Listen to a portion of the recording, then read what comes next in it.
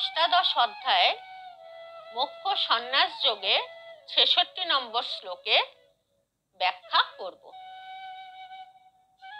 সর্বধর্মান পরিত্যজ্য মামেকং শরণং ব্রজ অহং ত্বাং সর্বপাপেভ্যো মোক্ষয়িষ্যামি মা শুচঃ। সর্বধর্মান অর্থাৎ সর্বপ্রকার ধর্ম, পরিত্যজ্য পরিত্যাগ করে, মাম আমাকে, একম কেবল, শরণম শরণাগত, ব্রজ হও, অহম আমি, ত্বাম তোমাকে, সর্ব সমস্ত, পাপেভ্য পাপ থেকে, মোক্ষয়িষ্যামি মুক্ত করব, মা করোনা, শুচ শোক।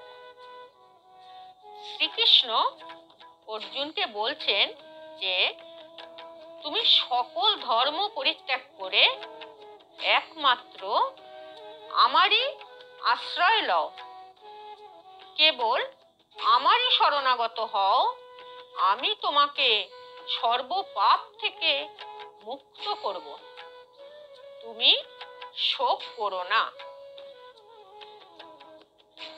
ভগবান শ্রীকৃষ্ণ বিবিধ উপায়ে নানা রকম ধর্মের বর্ণনা করেছেন, নানা রকম জ্ঞানের বর্ণনা করেছেন। ব্রহ্ম জ্ঞানের বর্ণনা করেছেন, পরমাত্মা জ্ঞানের বর্ণনা করেছেন, সমাজ জীবনের ভিন্ন ভিন্ন বর্ণ এবং আশ্রমের বর্ণনা করেছেন, সন্ন্যাস জীবনের জ্ঞান, বৈরাগ্যের জ্ঞান, মন ও ইন্দ্রিয় দমন, ধ্যান, সব কিছুরই বর্ণনা করেছেন। ভগবান শ্রীকৃষ্ণ বলেছেন যে অর্জুনের উচিত হবে সমস্ত কিছু পরিত্যাগ করে একমাত্র তাঁর শরণাগত হওয়া, শ্রীকৃষ্ণেরই শরণাগত হওয়া। সেই শরণাগতি তাকে সমস্ত পাপ থেকে মুক্ত করবে। ভগবান নিজেই অর্জুনকে প্রতিশ্রুতি দিয়েছেন তাকে রক্ষা করবার জন্য।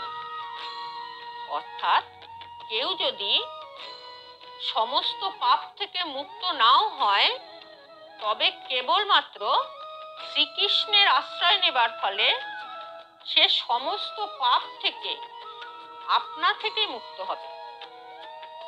পাপ থেকে নিজেকে মুক্ত করবার জন্য অন্য কোনো কষ্টসাধ্য প্রচেষ্টার প্রয়োজন নেই। আমাদের উচিত হবে দ্বিধাহীনভাবে শ্রীকৃষ্ণের শরণাগত হওয়া। তিনি সমস্ত জীবের পরম পরিত্রাতা।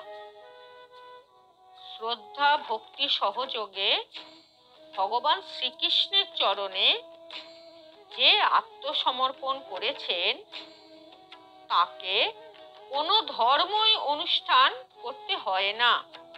তিনি তৎক্ষণাৎ সমস্ত পাপ থেকে মুক্ত হন। পূর্ণ চেতনায় কৃষ্ণ ভক্তি হচ্ছে উচ্চতম জ্ঞান এবং সেটি হচ্ছে ভগবদ গীতারই সার মর্ম। তাই তোমরা কোনো ভয় করো না, দ্বিধাবোধ করো না, উদ্বিগ্ন হইও না, নিশ্চিন্তে ভগবান শ্রীকৃষ্ণের কেবল শরণাগত হও। ভগবান তোমাকে আশ্রয় দেবে, জড়া প্রকৃতির সমস্ত কলুষ থেকে মুক্ত করবে, সমস্ত দুঃখ দুর্দশা থেকে তিনি সর্বতোভাবে রক্ষা করবেন। এভাবেই তুমি শ্রীকৃষ্ণের শাশ্বত চিন্ময় পরম ধামে যেতে পারবে। আজ এ পর্যন্ত। যদি তোমাদের ধর্মকথা শুনে ভালো লেগে থাকে তাহলে লাইক, শেয়ার ও কমেন্টস করো। চ্যানেলটি সাবস্ক্রাইব করো, বেল বাটনটি প্রেস করো যাতে নতুন অডিও তোমাদের কাছে পৌঁছতে পারে। আজ এখানেই শেষ করলাম। হরি ওম।